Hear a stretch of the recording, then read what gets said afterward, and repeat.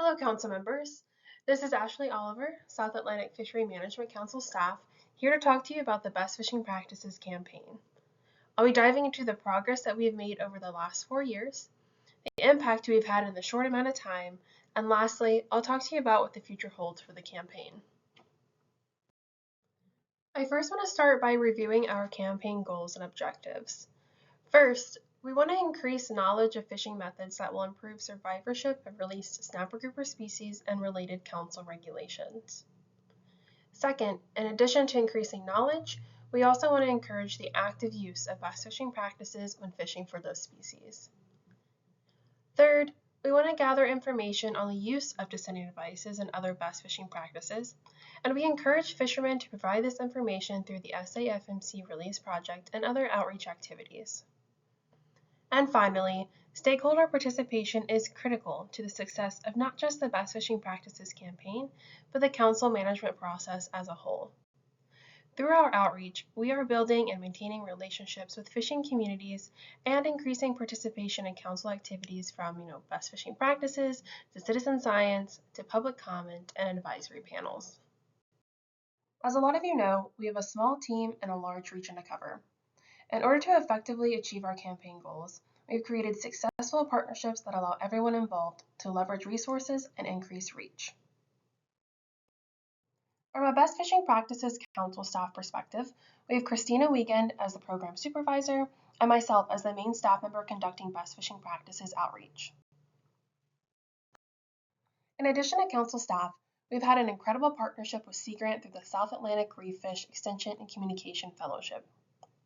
Beginning in 2022, the Reef Fish Fellowship is geared toward early career professionals who are hired for one-year terms to advance stakeholder understanding of reef fish issues and management. This fellowship helped significantly expand the Council's ability to conduct outreach related to best fishing practices. Before becoming the Council's Best Fishing Practices Outreach Specialist in 2023, I served as the first Reef Fish Fellow. Following my tenure, David Hugo was hired on as the second Reef Fish Fellow, and then followed by Grayson Webb, who just completed her term this August. While a final fellow is in the process of being hired, the grant funding the fellow's work will conclude at the end of July of 2026. The conclusion of the fellowship will decrease some of the Council's capacity to conduct outreach to the South Atlantic region.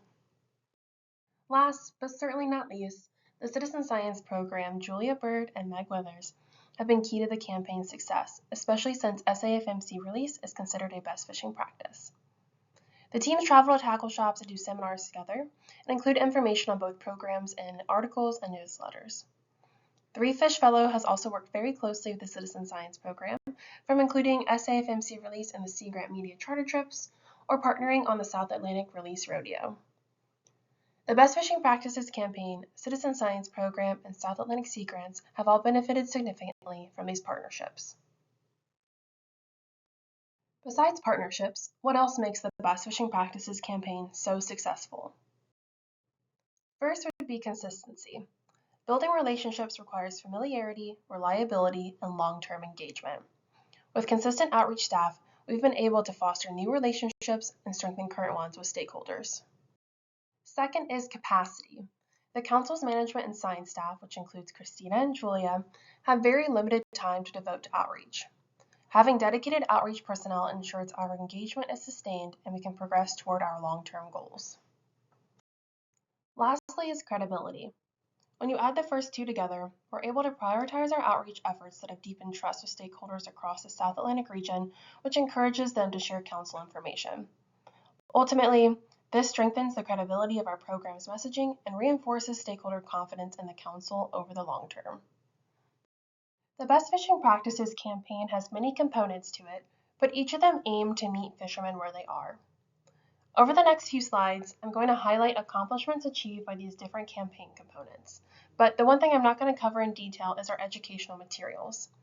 We utilize various tools in our outreach, and if you're ever curious about the materials that we have on hand, or maybe you have ideas for new materials, please reach out. I'd love to talk more.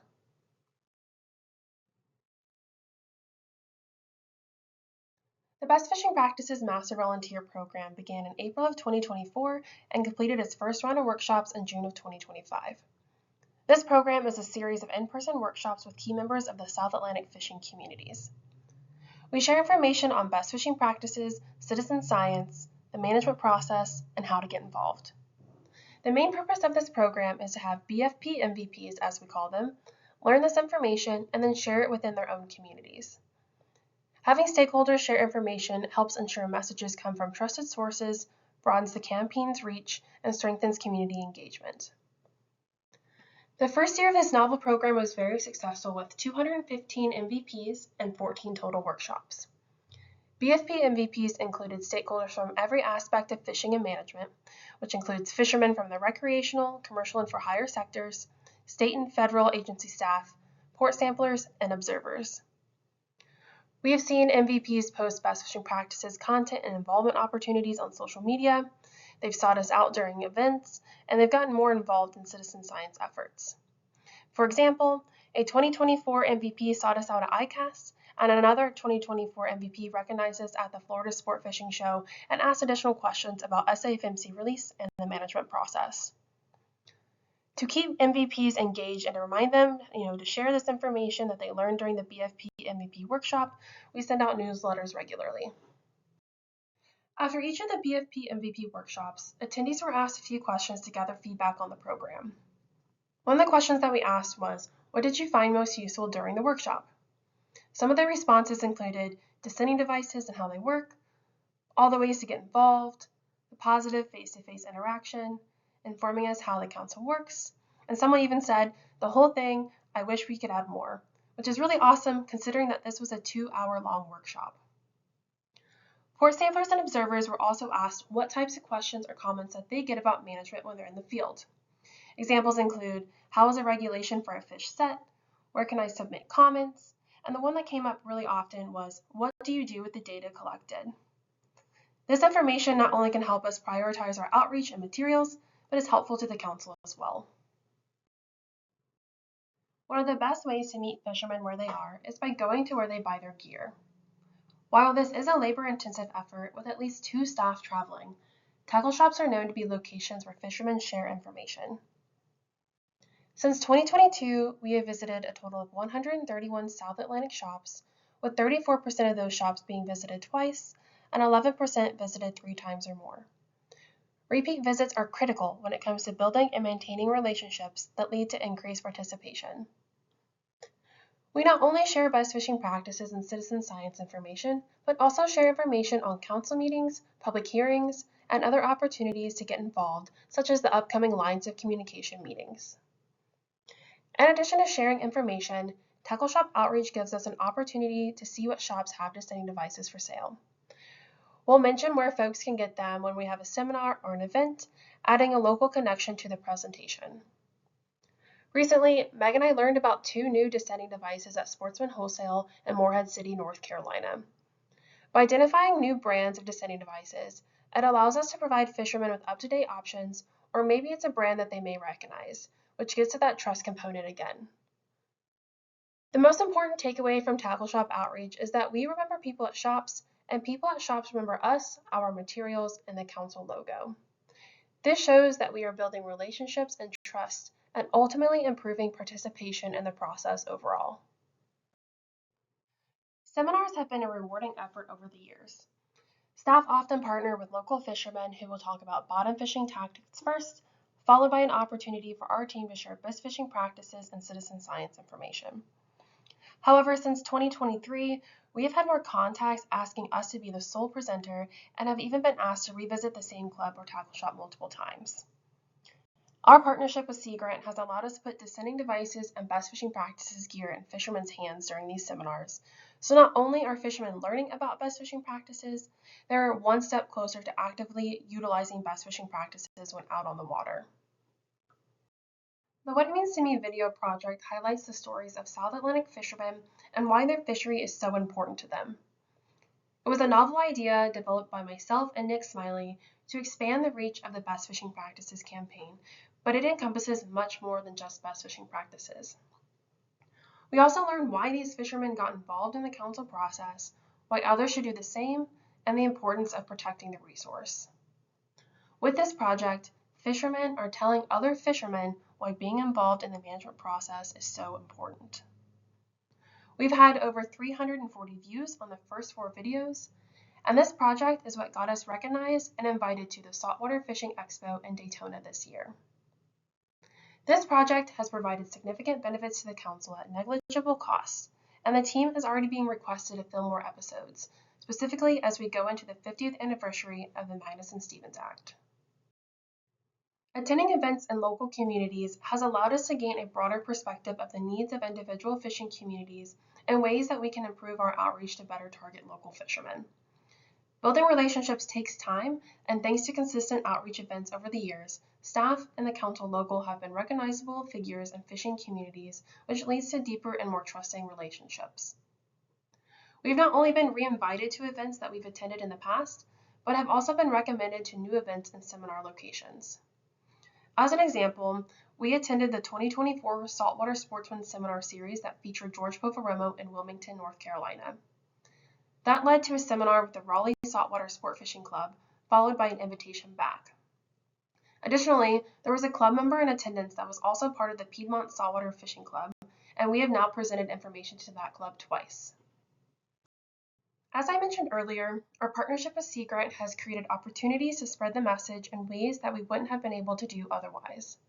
One of those ways is through media charter trips. The Sea Grant Reef Fish Fellows have brought on local fishermen and media personnel on chartered fishing trips to learn about best fishing practices and citizen science. These groups are then able to share best fishing practices and citizen science information through their own channels, which expands the campaign's reach and authenticity.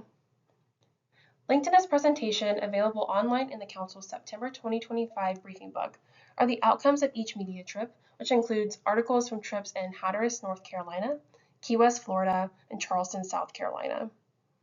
A video was produced by PBS SAFMC out of Beaufort, North Carolina. And most recently, a professional media company was brought on a trip out of Charleston with staff from Z-Man Fishing Products who were learning about best fishing practices and citizen science opportunities. The video and content produced during that trip will be available for outreach in the coming weeks. Another successful effort led by Sea Grant Reef Fish Fellow David Hugo was the Sea Grant Reef Fish webinar series hosted in 2024. 3 webinars were held covering topics of reef fish surveying, the South Atlantic Red Snapper Research Program, and the Greater Amberjack Count. Reaching 130 unique attendees across 8 states and 3 countries, this shows that the webinar series extended beyond local or even regional communities, serving as a broader science outreach effort that connected diverse communities to the work that's being done. If you're interested in watching or sharing those informative webinars, you can find them on the South Carolina Sea Grant YouTube channel or at the link at the bottom of this slide. I'll also mention that Grayson Webb included an outline of her year as a Sea Grant Fellow in the Council's September 2025 briefing book if you're interested in learning all about the amazing things that she accomplished this past year. As you can see, the Best Fishing Practices campaign has accomplished a lot in a short period of time, making strong progress toward our long-term goals and objectives.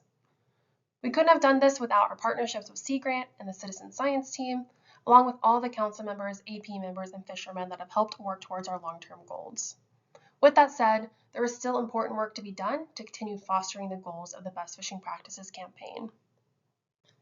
To help aid the council with where the program may go next, a Best Fishing Practices evaluation workshop was held in Charleston, South Carolina on February 20th and 21st of 2025, bringing together outreach professionals, reef fish researchers, and other specialists to discuss how their work and insights may help the Council's Best Fishing Practices campaign grow and evolve moving forward. The overall goal of the evaluation workshop was to develop recommendations for executing and evaluating best fishing practices outreach efforts to incorporate into ongoing outreach campaigns and future strategic planning, such as the South Atlantic Research and Monitoring Prioritization Plan for 2025 to 2029. To meet this goal, workshop participants received presentations and had discussions on 3 themes that mirrored the objectives. The first theme was social norms and environmental conservation, with the objective of discussing the effectiveness of current outreach efforts and suggest improvements. The second theme was best fishing practices outreach research and evaluation efforts, with the objective of identifying gaps in knowledge and stakeholder understanding of best fishing practices. And the third theme was the role of best fishing practices in science and management, where the objective was to identify connection points between outreach evaluation, in the science and management process.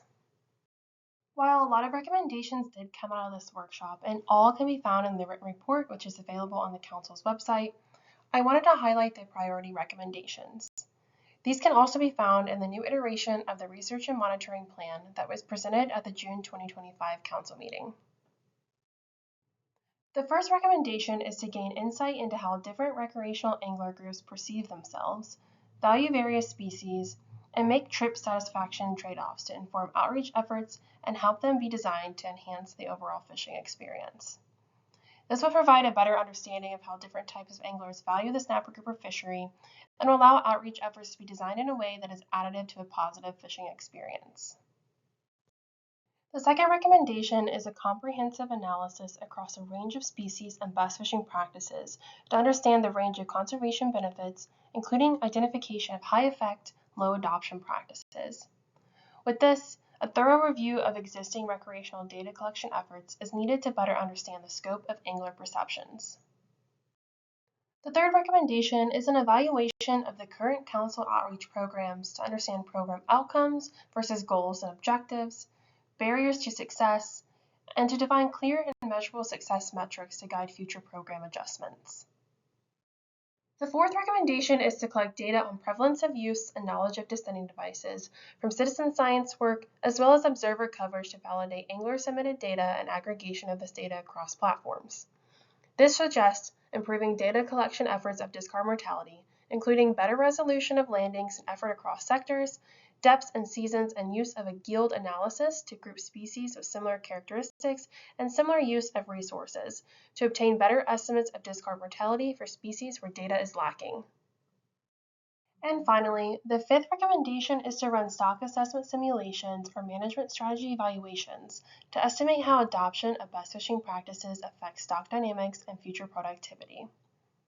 We can't thank the colleagues that attended this workshop enough. Their insights were extremely valuable, and they were able to provide and synthesize so much information in a short day and a half workshop. Again, this written report is available in the briefing book for your reference. As we consider feedback from the evaluation workshop and plan our best fishing practices campaign activities for the coming years, staff would like to hear from the Council. What have you found most valuable, and where would you like to see the campaign focus in the future? Before wrapping up with a summary, I'd like to share some testimonials from some folks. Chip Berry sits on the Dolphin Wahoo Advisory Panel, and in his What It Means to Me video, he said regarding best fishing practices, people need to know about it, they need to be educated on how to do it, and how to pass it on. Amy Dukes on the South Atlantic Fishery Management Council attended 2 South Carolina BFP MVP workshops and said, "It was amazing to talk to all the folks, and it was really fun and interactive, but the information exchange and the relationship building was huge. I hope that there can be continued funding in this momentum for best fishing practices and that citizen science can continue." And lastly, Haley Stevens on the Snapper Grouper Advisory Panel and a BFP MVP stated, "I think focusing on the stakeholder engagement, the education, and the why is how we're going to turn this fishery around." So to summarize a few key points of this presentation.